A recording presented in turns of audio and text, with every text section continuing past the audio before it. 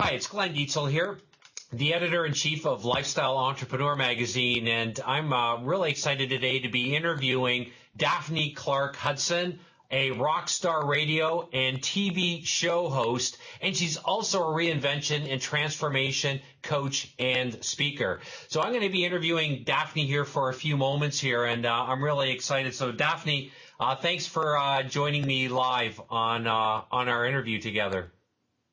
Thank you so much, Glenn. The honor is all mine. Daphne, my first question to you is, why is having a path to redefine your life and path so important to our viewers? I find it extremely important, even from my own life journey, that people who focus on defining their calling in life spend more time chasing their shadows, Glenn, as I like to say, because it keeps you focused. Even I've found out over my lifetime on work, even people who had gone to colleges and elite prestigious universities end up coming out and not using those qualifications because they entered into something that was not what they were called to be. So it's very important to really hone in on that first before you pursue. What makes you uniquely qualified to speak on this, Daphne? Glenn, I was born and raised in Jamaica, West Indies, to humble parents. My mother and my father weren't at all academically astute in any way. However, the one thing, my mother was an asthmatic, and I used to be the one who stayed home and attend to her when my father was in the farm. I stayed home from school. But the one thing my mother told me was that, sweetie, you are becoming a nurse. So I was kind of pre-programmed to becoming a nurse. I went to nursing school, practiced many years. But as I did that, there was such a void in me. And it wasn't until I was in my late 30s that I realized I can no longer continue as a nurse because there's something that is missing.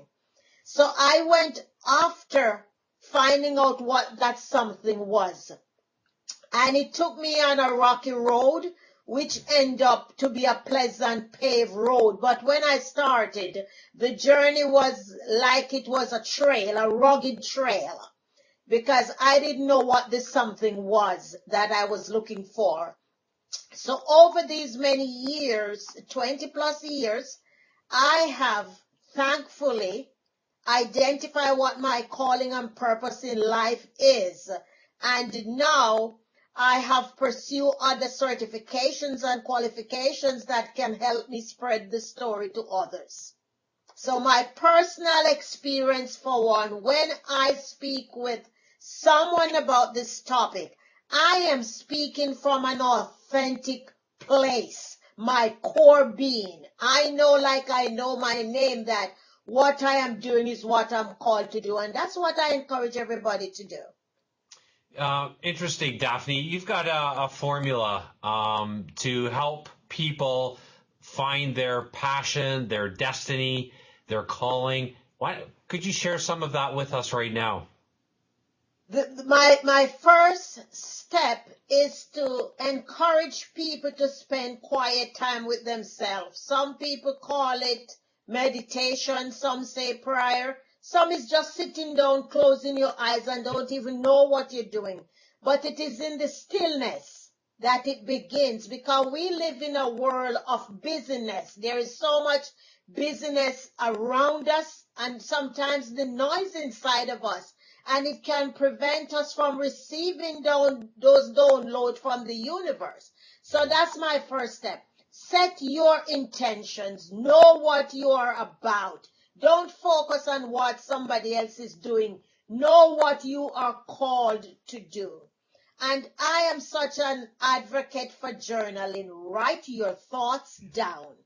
I have found out over the years, Glenn, the more I write, the more I create. So it's like I'm emptying out a bottle I pour some out, I can pour more in. So the more I put out, the more I get in. So people who have not yet done that, I encourage them to journal. You find out you're going to be more creative. You don't worry about grammar and all of that. Just empty. Just put the stuff on there. Get a coach or a mentor. There's no reason for people to be lone rangers now, and there are no reasons for people to continually reinventing the wheel, because there are people who have done it and can help you to shorten the learning curve. So it is important to invest in mentors and coaches. Set a budget for your inside development. There's a shame that people spend so much money on the outside and the inside is empty.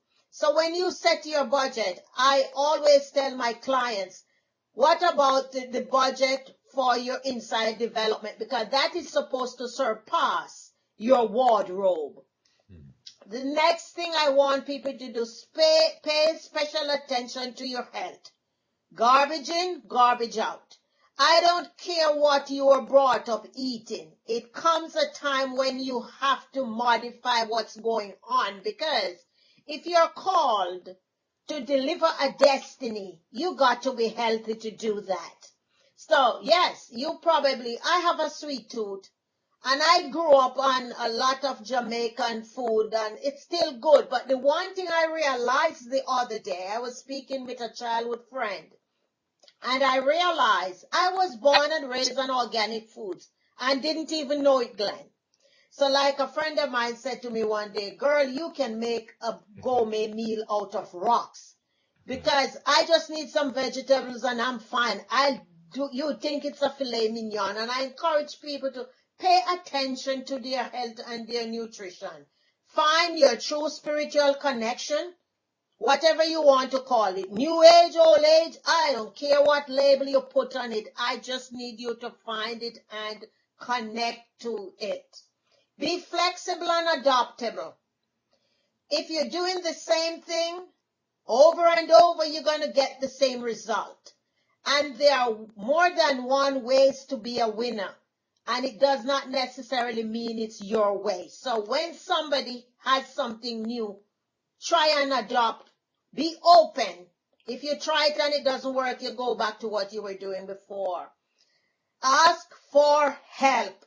It does not show that you're weak. Asking for help shows that you're strong. So don't be afraid to ask for help. And if somebody says no, you just say thank you with a smile. Move on. It's no for now. It's not no forever. And you go back and ask them a couple months down the road. Laugh with yourself. You know, people are so sad. You don't have to get joke. You make your own humor and laugh. I find out, Glenn, that when I just sit and laugh, a good belly laugh, sometimes my cat is looking at me because he's probably wondering what's wrong with mommy. But there's time when you just have to laugh, and it pumps the adrenaline. It makes you feel good. Be willing to create your own happiness. It's your responsibility. Your spouse cannot do it for you, and all the other sources that you are depending on, it's not supposed to do. You are supposed to create your own happiness. It is your responsibility. Spend quality time with quality people. It simply means those people who are doing it. If you are the smartest one in your group, you need to move on. Your time there is finished. So know when you're in a group or gathering or a network organization, you are always the come-to person. No. You are no longer belonging there, because not only are you stunning your growth, you are stunning somebody else's growth to move up to. Always be certain of why you are here. Know your why, because once you know your why, you don't have to worry about what your competition is doing, because nobody can do you. There's nobody that's going to do Daphne, unless I decide to clone myself. So you horn into your why, and your competition is your last performance. Because too many people spend time watching what somebody else is doing, and it doesn't make any sense for you to do that. Reward yourself in areas you never thought about. Unbelievably helpful. Thank you. What would And you say? just one more thing, Glenn. Sure, go for it. People need to relanguage the way they talk, because a lot of people are their own enemies. They point fingers on society and their parents and everything, but it's all in the tongue. There's a word that says there's power in the tongue, and it's not only negative power. You can be talking your own failure too. So relanguage the way you speak. Excellent advice, Daphne. Thank you. What would you say is the one biggest mistake that people make when they're trying to find out who they are and what they should be doing with their life? Remember at the top of the conversation when I mentioned about writing down. Yes. Write down what you like about you, what you know you're good at. And then find 10 more people and ask them, if you would tell me something in my life that you like about me, what would it be? You write those down. Then the next thing you ask them, what is it you need to improve? And when you look on that list, you create a list, get a legal sheet of paper, simple. On one side, you write all your strength, and that side is going to compile what you like about you and what the other people told you about yourself. And then on the other side, you write the things you hate or the things you like, you want to improve on. And the one on the right is going to surpass the one on the left, if you're honest in answering those questions. So what you're looking to do is going to be right here on the right side, and you group them and number them, and you start with the one in number one position. Because for some people, you probably see inspiration and communication and leadership under one heading. It simply means you're supposed to be out there working and inspiring others. So that's the first step, even before you do the business plan and all of that, because a lot of people open businesses, Glenn, because they hear that other people is making a lot of money doing it, and they have no skills in the area. Wise advice. My final question to you, Daphne, is this. What would you recommend to all of our viewers right now as their first actionable step that you would recommend that they take? Make a decision that they need to change whatever it is. There are a lot of people that are being downsized now, and they are so angry because the company let them go, and they are not looking at it as an opportunity to walk into that phase. I started working with a lady this past January. She retired as a school teacher, and she spent 20 years in one of the United States' biggest school system. 20 years as a teacher and 10 years as a school counselor. And then now she's retired, and she's jam-packed with skills and everything.